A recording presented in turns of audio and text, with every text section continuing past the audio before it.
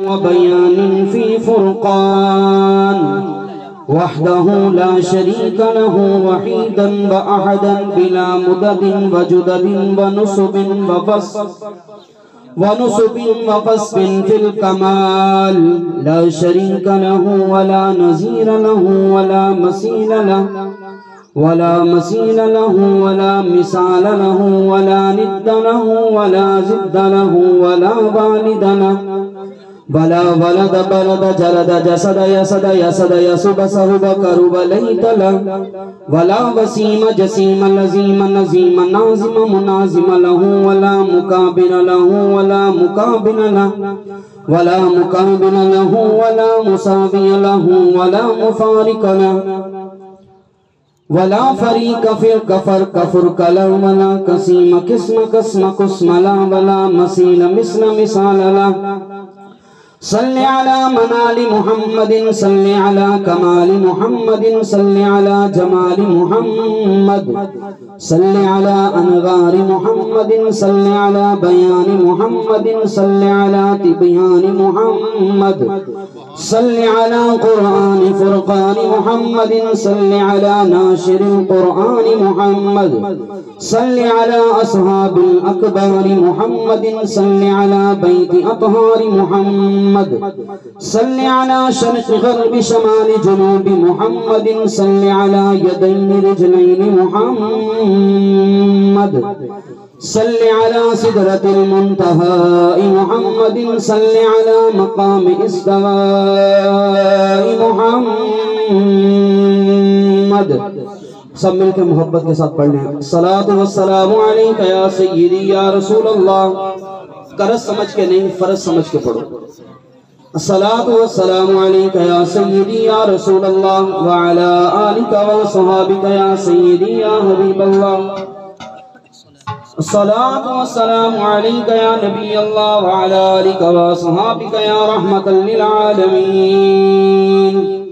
میرے عزیز محترم آفتاب بھائی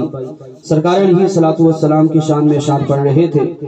تو اسی مناسبت سے سرکار علیہ الصلوۃ والسلام کی ذات مبارکہ کے لیے چند اشعار پڑھ کے اپنی گفتگو کو شروع کرتے ہیں کہ قدسی کھڑے ہیں حیران ہو کے قدسی کھڑے ہیں حیران ہو کے کہ سدرہ سے آگے بشر جا رہا ہے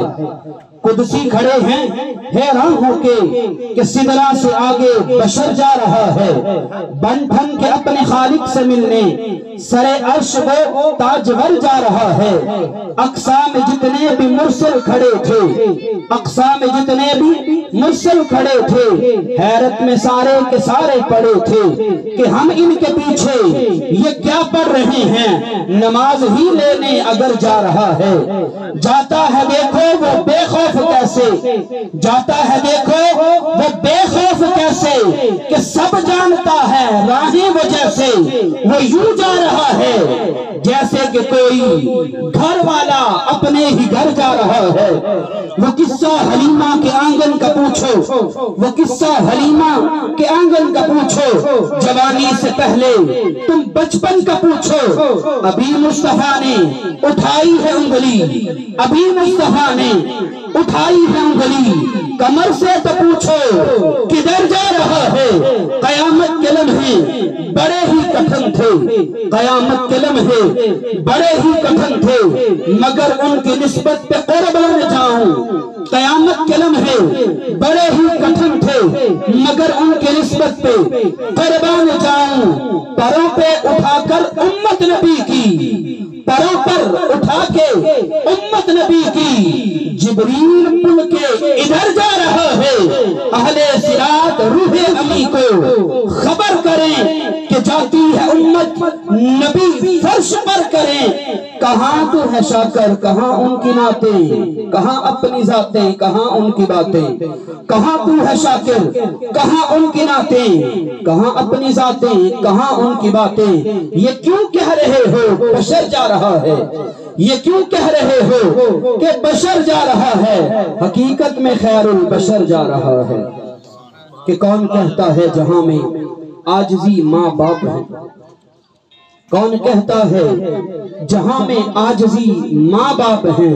میں تو کہتا ہوں کہ ہر گھر کی خوشی ماں باپ ہیں جو مہکتی ہیں گلابوں کی طرح اولاد میں، گلشنِ قدرت کی ایسی تازگی ماں باپ ہے۔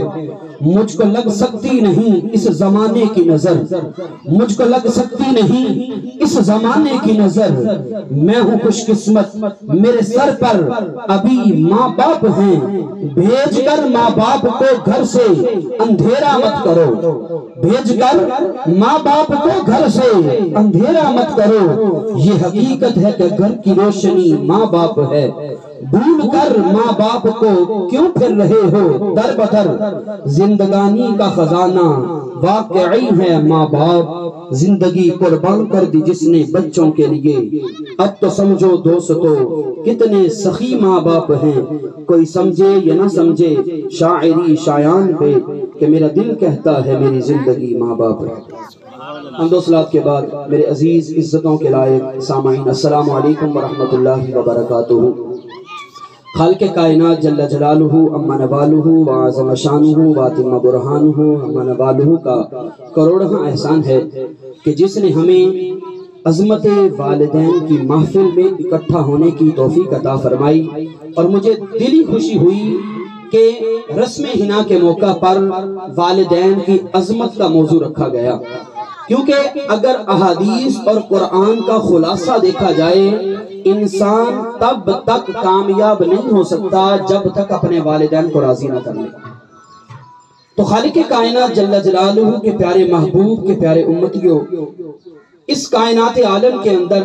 اللہ رب العزت نے انسان کو بے شمار رشتے عطا فرمائے، لیکن سب سے نایاب اور سب سے انمول رشتہ جو ہے وہ والدین کا ہے، کہ اگر کائنات عالم کے اندر انسان کا بیٹا فوت ہو جائے تو انسان کہتا ہے کہ ابھی ہم میاں بیوی ہیں، رب بیٹا اور دے دے گا۔ بہن بھائی فوت ہو جائے تو انسان یہ سمجھتا ہے کہ میرے اور بہن بھائی ہیں۔ اگر کوئی عزیز فوت ہو جائے تو اس کو سہارا ہوتا ہے کہ میرے اعز و قریبہ اور ہیں، لیکن یہ دو ہستیاں باپ اور ماں کی شکل میں خالق کائنات نے انسان کو کائنات عالم میں ایک دفعہ عطا فرمائی کہ جو ان کی قدر کرے گا وہی کامیاب ہوگا، جو ان کی نافرمانی کرے گا وہ کامیاب نہیں ہوگا۔ اور خالق کائنات جل جلالہ کے پیارے محبوب کے پیارے غلاموں، اس کائنات عالم کے اندر انسان کو خالق کائنات نے مبعوث کر کے بھیج کر اپنے انبیاء کا سلسلہ شروع کر کے، اور آخر میں نبی آخر الزمان احمد مجتبی محمد مصطفیٰ صلی اللہ علیہ وسلم کو مبعوث فرما کر فرمایا، اے محبوب اس کائنات عالم والوں سے بتا دو کہ میں نے اپنا رب ہونا منوا لیا ہے، کہ انشکر لی، کہ میرا شکر کرو۔ اور آگے خالق کائنات نے قرآن پاک کی بے شمار آیتوں کے اندر فرمایا، اے محبوب ان کائنات والوں سے کہہ دو کہ جب میں نے اپنا رب ہونا منوا لیا، یہ تھا مجھ رب کا حق کہ جو میری عبادت کرے گا وہ کامیاب ہوگا، اور میرے شکر کا انداز اور میری بارگاہ کے اندر سجدہ شکر بجا لانے کا طریقہ بھی خالق کائنات نے فرما دیا۔ اے محبوب میری رضامندی اس چیز کے اندر ہے جس کے اندر محبوب تیری رضامندی ہے، کہ جس نے محبوب کو راضی کر لیا اس نے رب رحمان کو راضی کر لیا۔ اور اب فرماتا ہے دوسرا انسان کے لیے جو لازمی پہلو ہے وہ یہ ہے کہ میں نے اپنے حق کے بعد والدین کے حق کو بیان کیا ہے،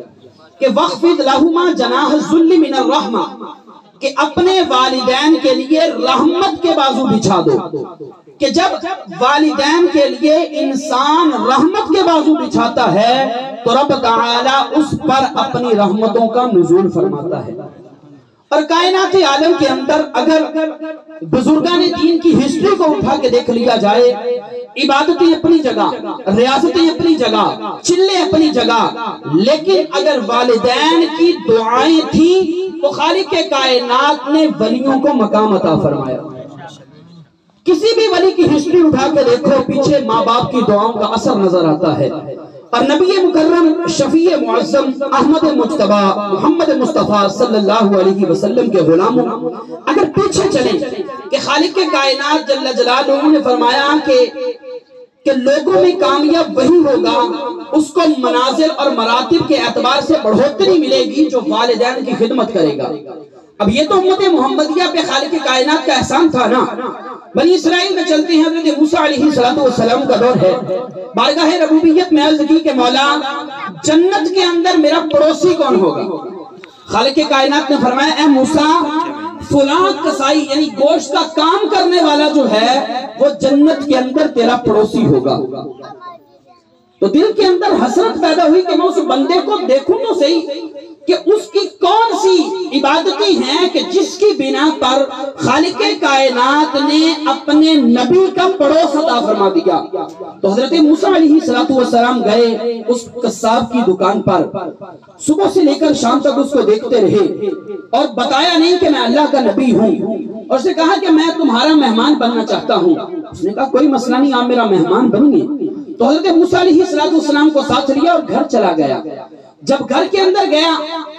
تو اس نے خود لکڑیاں اکٹھی کی، چولہا بنایا، اس کے اوپر دیگچی رکھی اور دیگچی کے اندر گوشت ڈالا، پکایا۔ پکانے کے بعد اس نے ایک چارپائی پر لیٹی ہوئی نحیف عورت کو اٹھایا اور پہلے نوالا اپنے منہ میں ڈالا اور چبا کر پھر اس بوڑھی عورت کے منہ میں ڈالا۔ تو حضرت موسیٰ علیہ السلام نے فرمایا کہ یہ تیری لگتی کیا ہے؟ تو حضرت یہ میری ماں ہے، یہ میری ماں ہے۔ تو حضرت موسیٰ علیہ السلام دیکھ رہے تھے اور وہ کسائی جو تھا اپنی ماں کے منہ میں لقمے ڈال رہا تھا۔ جب کھانا کھلا کے فارغ ہو گیا تو ماں نے اپنے لب ہلائے، تو وہ جو کسائی تھا وہ مسکرایا اور کہا ماں نہ کیا کر، یہ تو کون سی دعائیں کرتی ہے، یہ دعائیں پورے ہونے کی کوئی امید بھی ہے جو تو دعائیں کرتی ہے؟ حضرت موسیٰ علیہ السلام پاس آئے، آپ نے فرمایا کیا ہوا، کیا معاملہ ہے؟ عرض کی کہ اے آنے والے مہمان، بات یہ ہے کہ جب بھی میں اپنی ماں کی خدمت کرتا ہوں، اپنی ماں کو نوالے چبا چبا کے کھلاتا ہوں، تو میری ماں دعا یہ کرتی ہے کہ یا الہی میرے بیٹے کو موسیٰ کا پڑوس عطا کرنا۔ سبحان اللہ۔ اب ماں کے لیے یہ شرط نہیں ہے کہ ماں رابعہ بصری ہو، اگر گوہے کے اپلے بنانے والی بھی ماں ہے نا، حضور داتا علی حجویری نے کشف المحجوب کے اندر لکھا، آپ نے فرمایا کہ ایک طرف زمانے کے دوست بیٹھ جائیں، سارے کتب ابدال بیٹھ جائیں، اور ایک طرف پھٹے پرانے کپڑے پہننے والے اور مزدوری کرنے والے اور لوگوں کے گھروں میں جھاڑو پوچھا کرنے والی ماں بیٹھ جائے، فرمایا ادھر سے سارے ولی مل کے دعا کریں، ادھر والدین بیٹھ کے دعا کریں۔ کہا ان ولیوں کی دعا تو رد ہو سکتی ہے لیکن بوڑھے والدین کی دعا رد نہیں ہو سکتی۔ سبحان اللہ۔ خالق کائنات جل جلالہ کے کلیم حضرت موسیٰ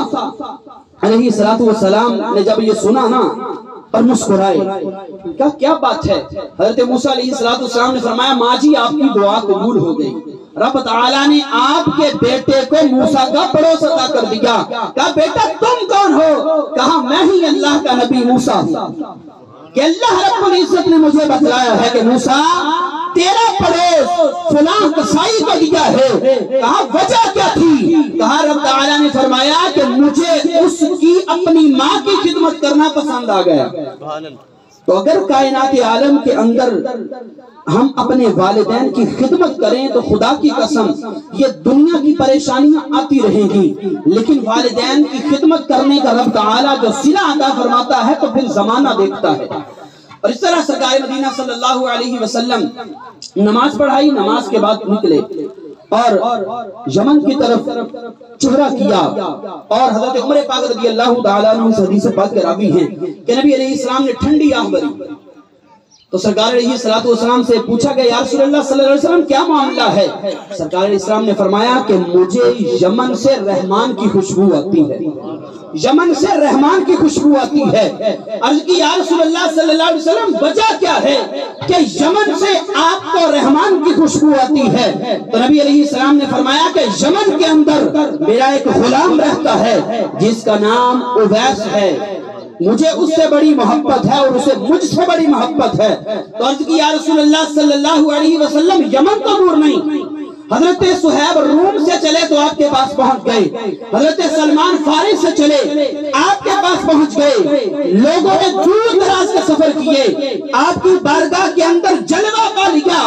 لیکن یمن تو دور نہیں، اویس آتا کیوں نہیں؟ مصطفیٰ نے فرمایا میرے غلاموں وجہ یہ ہے کہ میرے اویس کی بوڑھی ماں ہے، وہ اپنی ماں کی خدمت میں لگا ہوا ہے، اور سرکار اسلام نے فرمایا کہ وہ اپنی ماں کو چھوڑ کر نہیں آتا، کیونکہ اس کی ماں نہ چل سکتی ہے، نہ خود کھا سکتی ہے، نہ پی سکتی ہے، کہا وہ محبت مجھ سے کرتا ہے لیکن اپنی ماں کی خدمت کرتا ہے، ماں کی خدمت کرتا ہے۔ تو حضرت اویس کرنی رضی اللہ تعالیٰ عنہ صحابی نہیں ہیں، لیکن محبوب نے فرمایا خیر التابعی، کہ تابعیوں میں سب سے بڑی فضیلت کے حامل حضرت اویس کرنی ہیں۔ اور نبی علیہ السلام نے حضرت اویس کرنی کی فضیلت کو بیان کیا۔ نبی علیہ السلام نے فرمایا اے عمر، میرے وصال کے بعد میرا یہ جبہ لے جانا اور اویس کو دینا، اور اویس سے کہنا کہ میری امت کے لیے دعا کرے، اویس سے کہنا میری امت کے لیے دعا کرے۔ حضرت عمر پاک صحابی تھے، سیدنا صدیق اکبر صحابی تھے، علی المرتضی شیر خدا رضی اللہ تعالیٰ عنہ صحابی ہیں، داماد مصطفیٰ ہیں، حضرت عثمان ذو النورین صحابی ہیں، لیکن مصطفیٰ نے صحابہ سے نہیں کہا، فرمایا عمر، علی، میرے وصال کے بعد یہ جبہ لے جانا، اویس کو دینا، اور اویس بن عامر سے کہنا کہ میری امت کے لیے دعا کرے۔ اور ادھر نبی علیہ السلام ابھی حیات ہیں، حضرت اویس کرنی مصطفیٰ کے عشق میں تڑپ رہے ہیں۔ والدہ کی خدمت میں عرض کی اماں جی مجھ سے رہا نہیں جاتا، اگر آپ اجازت دیں تو نبی علیہ السلام کا دیدار کر آؤں۔ ماں نے کہا بیٹا تجھے پتا ہے کہ پوری کائنات عالم کے اندر تیرے سوا میرا کوئی نہیں، تیرے سوا میرا کوئی نہیں، اگر تو چلا جائے گا تو میری خدمت کون کرے گا، میری دیکھ بھال کون کرے گا۔ حضرت اویس کرنی پھر اپنے جذبات کو کنٹرول کرتے ہیں، رک جاتے ہیں، ایام گزرتے گئے، پھر وہ دن بھی آیا کہ حضرت اویس کرنی سسکیاں لے کے رو رہے ہیں، اور ماں نے جب سسکیوں کی آواز سنی تو ماں تھی، ممتا جاگی، ماں نے کہا بیٹا ٹھیک ہے چلا جا، لیکن مہلت مجھے اتنی ہے تو نے جانا ہے، اگر درے مصطفیٰ مل جائیں تو ملاقات کر لینی ہے، وگرنہ ویسے ہی پلٹ کے آ جانا ہے۔ حضرت اویس کرنی رضی اللہ تعالیٰ عنہ چلے، اور بعض مورخین نے لکھا کہ راستے کے اندر آگے جب عرب کے قریب پہنچے نا تو سواری گر گئی، آپ نے سواری کی پرواہ نہیں کی، بھاگنا شروع کر دیا۔ اب ادھر سے بھاگ رہے ہیں اور ادھر سے مصطفیٰ حضرت ام المومنین عائشہ صدیقہ سے فرما رہے ہیں اے عائشہ میں جا رہا ہوں۔ اویس کو ملی اجازت، محبوب ادھر سے گھر سے کہیں جا رہے ہیں، فرمایا عائشہ میں جا رہا ہوں، میرے بعد اگر کوئی آئے، محبوب جانتے تھے نا کوئی آئے گا، میں عائشہ میرے بعد اگر کوئی آئے، فرمایا اسے ٹھہرنے پہ مجبور نہیں کرنا۔ یہ کہہ کے چلے گئے۔ اب حضرت اویس پہنچے ہیں، دروازے پہ دستک دی، حضرت ام المومنین عائشہ صدیقہ رضی اللہ تعالی عنہا نے فرمایا کون؟ عرض کی نام اویس ہے، نام اویس ہے، سرکار علیہ السلام کے دیدار کی غرض سے آیا ہوں۔ حضرت ام المومنین عائشہ صدیقہ رضی اللہ تعالی عنہا فرماتی ہیں کہ نبی علیہ السلام تو گھر سے چلے گئے، گھر سے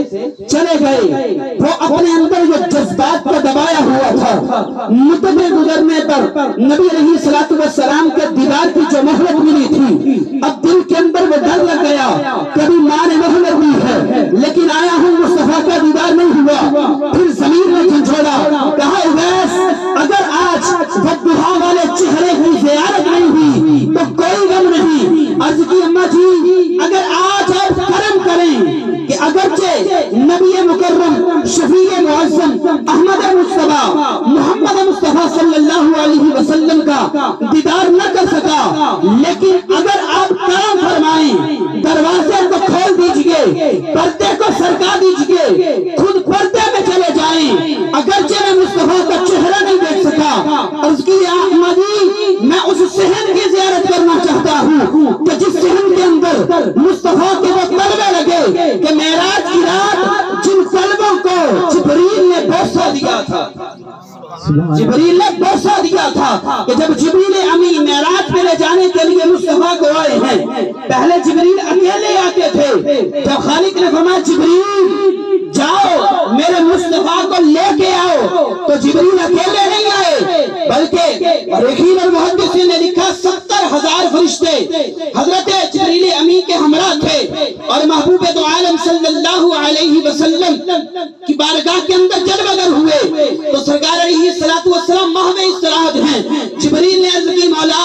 تیرے محبوب کا نام لے کے جگا دوں. خالق کائنات نے فرمایا جبریل قرآن بھیجنے والا میں ہوں، لے کے جانے والا تو ہے. جس تک پہنچایا وہ آمینہ کا لال فاطمہ الزہرا کا بابا حسنین کریمین کا نانا ہے. جبریل قرآن تو لے کے جاتا رہا، وہ قرآن کو جانتا ہے. سارے کے سارے قرآن کو تو نے میرے مصطفیٰ کے قلب اطہر پہ جا کے سنایا ہے. وہ بتا کہ قرآن کے کسی بارے کے اندر میں نے اپنے نبی کا نام لیا ہو. میں نے آدم کی باری آئی تو آدم کو نام لے کے پکارا ہے. موسیٰ کی باری آئی تو میں نے موسیٰ کا نام لے کے پکارا ہے. باری عیسیٰ کی آئی تو نام عیسیٰ کا لیا ہے. کہا جس نبی کو میں نے بلایا ہے نام لے کے بلایا ہے. لیکن جبریل تو گواہ ہے قرآن میں نے اتارا، لے کے جانے والا تو تھا. لیکن جب میرے مصطفیٰ کی باری آئی، جب میں نے اپنے مصطفیٰ کو بلانا چاہا، کبھی یا ایھا المزمل کہا، کبھی یا ایھا المدثر کہا، اور کبھی اپنے محبوب کے لیے میں نے محبوب کے شہر کی قسمیں اٹھائی ہیں. تو اے جبریل جب رب ہو کے